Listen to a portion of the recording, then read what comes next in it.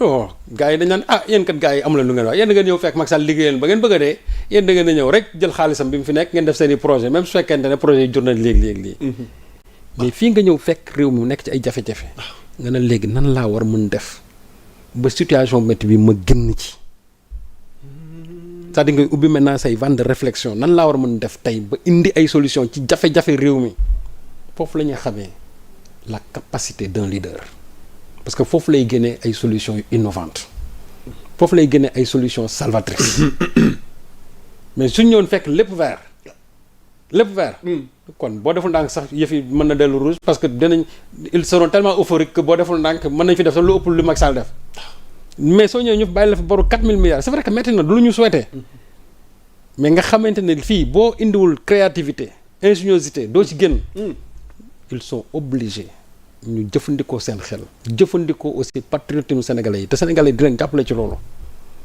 loolu moo waral fi ñu toll yi ñuy commencé am ay solutions innovantes par rapport ak à la situation économique du pays léegi nag sénégalais yi aussi jàppale leen ci loolu wan leen ne 150 milliards ngeen laajoon xeeb nañu ko bu subaa laaj leen 1000 milliards laaj leen 2000 milliards sénégalais yi bu ngeen ko laajee en un mois ñu mobiliser ko jox leen ko amul fii benn institution boo xam ne fii mën na ñëw bëreet mën a génne 200 milliards 2000 milliards mu jox la ko te Sénégal je te dis mën nañ ko les Sénégalais peuvent le faire parce que tey ñi taxaw ci bunt bi di fëgg pour joxe ñoo ëpp 10 000 fois ñi nga xamante ne ñoom ñoo indi 405 milliards yi loolu leader noonu lay mel te loolu benn la nag ci pàcc bu subaa ñu indi beneen forme de financement beneen forme de financement boo xamante ne nii dina dem dans la même trajectoire que emprunt obligataire bii nga xamante ne moom moo fi ne dégg naa nag kenn de mauvaise foi mu ne woy waaw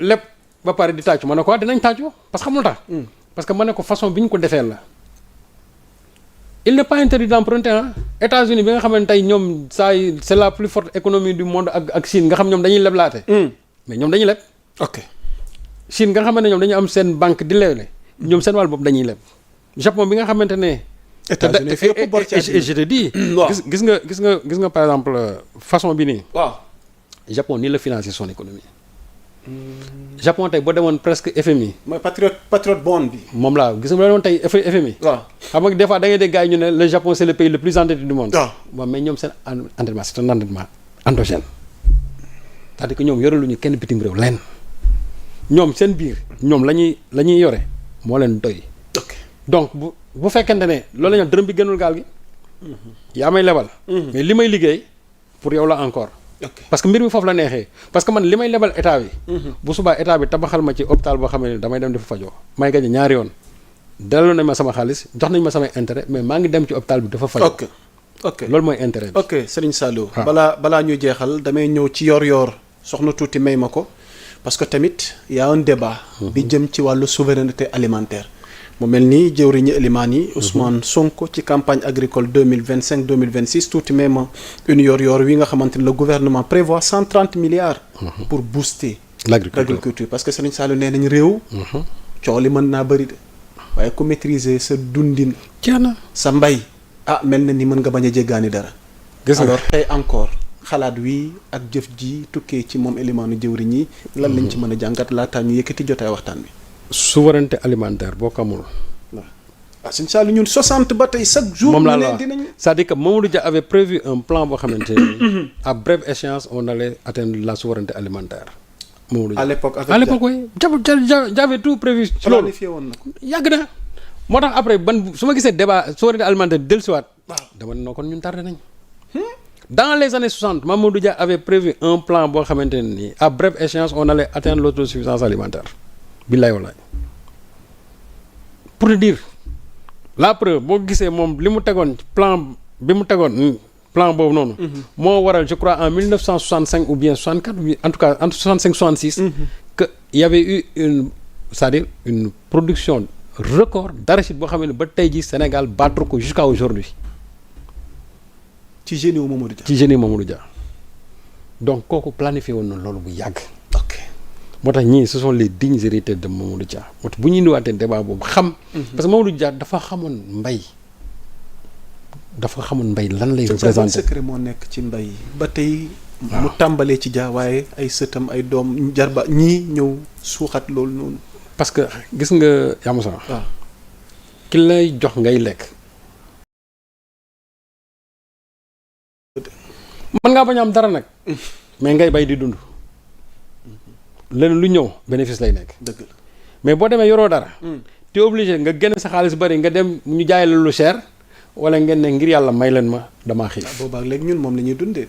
jeex na léegi nag boo comprendre loolu. nga ne xaalis bu bari bi may génne man. di ko di ko jox bitim réew ñu may indil ceeb bu dul jeex. xaalis bari bu may kii ñu may indil yàpp ak meew. te ma am ay nag. am foo xam ne mën nañ faa bay. am ñoo xam ne mën nañu lekk am usine engrais. am lépp lan moo ma teree man développer suma agriculture de sorte que dootuma ñaan kenn finalement damay am li may lekk ba mu des ma jël ma exporter jaay renforcer sama économie réew. c'est ce qu'ils ont compris. ok on a l'eau on a les terrains les terres. et puis aussi on a les ressources humaines lan moo ci des volonté politique. parce que dans ce pays ni ñu def mooy dañoo gëmloo ne kuy bay rek c'est parce que pauvre nga. waaw idée boobu. waaw moo lay wax c'est-à-dire que nag il faut déconstruire maintenant cela pourtant am na ñoo xam ne nii ñu ngi koy def mais ba léegi mënagul tas ci bopp yenn nit ñi ce qui font les agrobusiness. ils reposent sur des milliards. mais dañu war a dem ba nga xam ne même ñiy def agriculture domestique familiale ñoom tamit war nañu mën a am lu doy loo xamante ne ni bu subaa di nga gis baykat bu bay ba fin ba mu jeex nga récolté nga ne xaaral ma dem jëndi sama benn 4x4 wala xaaral ma dem jëndi sama oto temps wala xaaral ma dem jëndi nangam wala xaaral ma wuti beneen tracteur pour renforcer bàyyi charrette yi boo demee dans les autres pays les plus riches ce sont les agriculteurs même su fekkee ne sax ñenn ñi am nañu ay jafe-jafe surtout en Europe. exactement donc mbay kenn waru ci dem dugg parce que simplement dañ ne da nga ñàkk pexe déedéet. dafa war a mën nekk option nga yore benn affaire nga ne man de bàyyi naa lii maa ngi dem léegi uniquement pour l'agriculture. loolu il faut ñu egsi à ce niveau là. maa ngi dégg dogguma la Mabouba Diagne. waaw ma nga reeloo gars yi keroo assemblée. an ko bëri na ñu koy tooñ ne ko Mabouba yow duñ la gis ci bureau yi. mu ne déet man tool yi sama. mais wax na dëgg parce que Mabouba doon toog ci bureau yi. waaw. il perdrait même sa vocation kon ñoom ñii caaxaanuñu. xam nañ li ñu. mbay mi mën a jural ci chaque fois gars yi naan Mabouba fu nekk lay tambaambaaro. man leen kon nag ministre bi il est en train de réussir son pari. ok. parce que bu ñu waxoon ne ministre bi foo ko fekk mi ngi xoju toog bureau am. yow nga nekk ministre mbay mi. ñuy bay ci toog ci àll bi di bay. yow nga bëgg a toog ci biir bureau. mooy doo xam li xew. d'ailleurs ministre yi fi jaar yëpp loolu leen dal. dëgg la. mais tant que yaa ngi wàcc di saafonteeg baykat yi di xam réellement te yow nga xam am expérience bay. waaw baykat yi di la gis nag parce que loolu aussi dafa neex nga am sa jëwriñ mu wàcc sa terrain xool li ngay liggéey. loolu daf lay gën a inciter yaa Moussa ci li nga xam ne moom ngay liggéey. ok. mais malheureusement mooy li ma wax rek régime yi passé dañu gëmloo ne jërëjëf fii daal pauvres yi waaw pauvres yi ñooy bay léegi nag il faut renverser maintenant cette tendance là te on est en train quand même de le faire il faut déconstruire cette idée kon ñu rafet njort daal pour terminer ci sujet boobu moom kay ak régime bi dugal nañ 130 milliards waaw dégg nga ma bubal li mu wax nee na fii ak 3 ans on sera autosuffisant en semences certifiées kon souveraineté bi moom non day ñëw ok nit ñi dogu nañ ci laa la wax jërëjëf sëñ Sall. autorité dogu nañ ci. waaw te Sénégalais aussi dogu nañ ci loolu. ma jox la exemple ndaw rek bala ngay tëj foofu. waaw Rwanda bi ñu jógee seen guerre bi. Rwanda bi ñu jógee seen génocide bu metti bi. xam leen Kagame wax. Kagame dana leen du ñu fi ñaan du ñu fi yalwaan lii nii dañ ko bay fii du ñu ñaan du ñu yalwaan fii duñ ko ñaan du ñu yalwaan. boobu ñu ngi door a jóge génocide bi. ok ils en ont fait une priorité. et finalement ils l'ont réussi. gis nañu résultat yi de. la ñuy lekk. ñoom ñoo koy bay même su fekkee ne zone yi ñu nekk dafa xaw a metti sax. mais ñoom la ñuy dundee ñoo koy bayal seen bopp. et ça Kagame leur avait dit ça dès le départ.